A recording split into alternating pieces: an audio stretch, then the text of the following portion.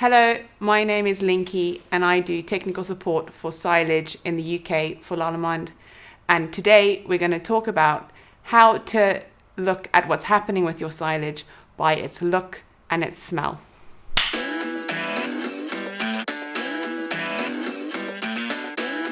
There is no one visual or smell sign in silage that can give you a quick assessment of what's happening in your silage. It's by combining what you see and what you smell that you can get the best indication of what's really happening with your silage.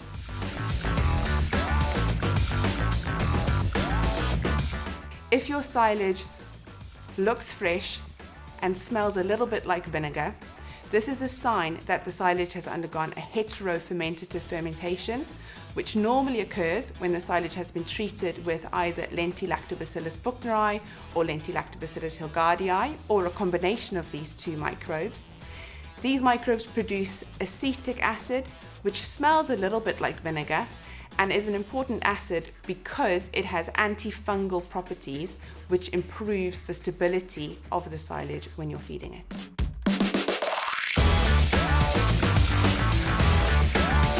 If your silage smells sweet or yeasty like bread, this probably means that there are high levels of yeast growing on the face of the silage. If you see small white patches along the silage face, this is a sign that yeasts are growing. When yeast grow, they consume lactic acid, and this increases the pH of the silage, making it possible for spoilage microorganisms that cause dry matter losses to become active again. It's best to feed this silage as quickly as possible to reduce the amount of dry matter lost and to improve the intakes of this silage. To prevent this from happening in future, the best thing to do is to check the compaction of the silage when you're making the silage the following year to ensure that the density is high enough to prevent the yeasts from growing.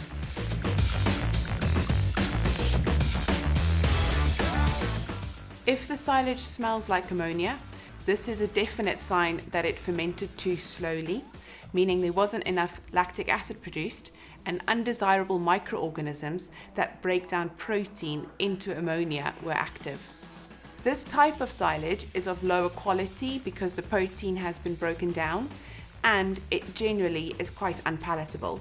The easiest way to prevent this from happening is by treating the silage with an inoculant, because then you control the fermentation.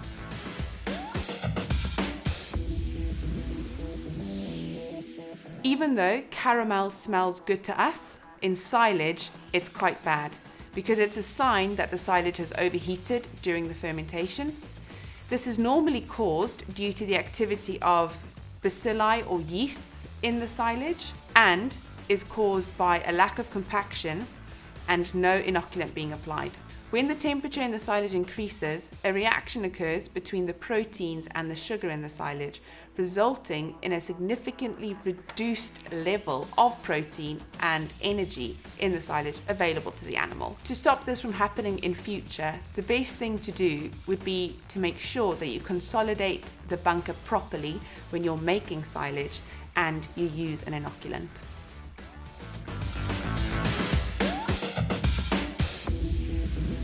So when silage has a putrid or bad smell, this generally is because of a clostridial fermentation, and this often happens when the forage is very wet and has low sugars, or when there is a lot of soil or slurry contamination. When the silage fermentation is very slow, so the pH drop is very slow because there's not a lot of lactic acid being produced, Clostridia can thrive. They then produce a lot of butyric acid, which basically stinks. They also break down protein into ammonia, which reduces the palatability of the silage even further. Clostridial silage can be very unpalatable, and in a perfect world, you wouldn't be feeding any of this silage. But if you need to, it's important to remove any visibly contaminated silage before you feed it. To stop the clostridial fermentation from happening in the future, the best thing is to try make your silage drier.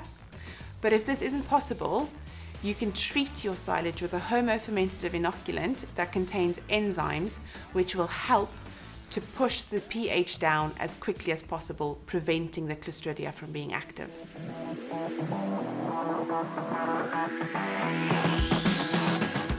This is a tricky question to answer, but if the body of your silage seems warm, but you can't see any visible signs of spoilage, this is a sign that the silage most likely isn't heating. What's more likely is that when the silage was made during the spring or summertime, it was much warmer outside, and that heat has now been retained within the silage.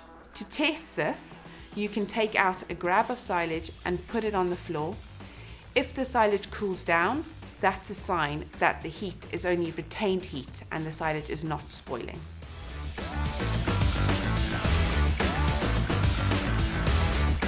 If your silage heats up a lot when you remove it from your bunker, this is a sign that the silage is unstable.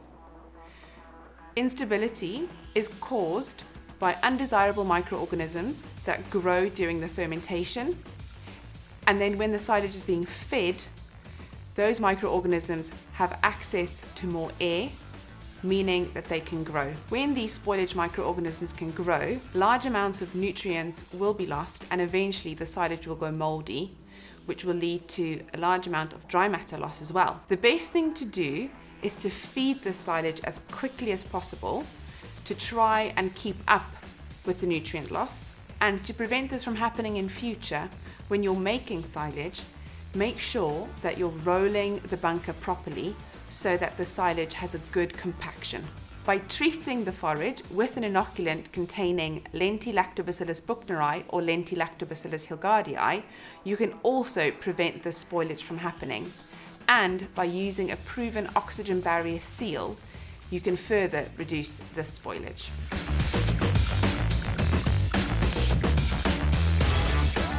If you have silage that smells earthy, this most likely means that when the forage was cut, it was cut too low and soil was brought into the bunker.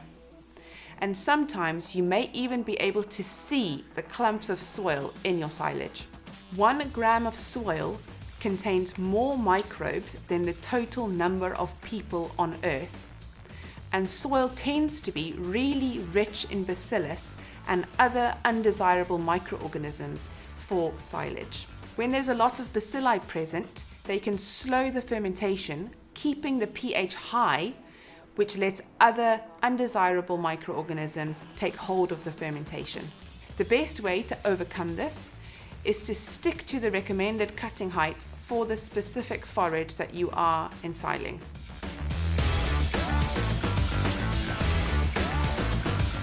If the silage smells musty and has balls of mold throughout, this means that the silage was aerobically unstable during the fermentation, and it already has a reduced palatability and nutrient content when you start feeding it.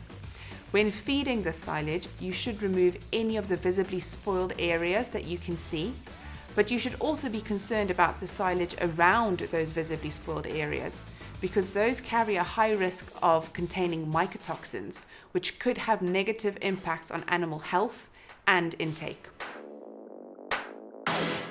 Pay close attention to how you compact the bunker when you're making the silage. Use a proven oxygen barrier plastic, and also use an inoculant that contains Lentulactobacillus buchneri and Lentulactobacillus hilgardii to stop the growth of yeasts and molds during the fermentation.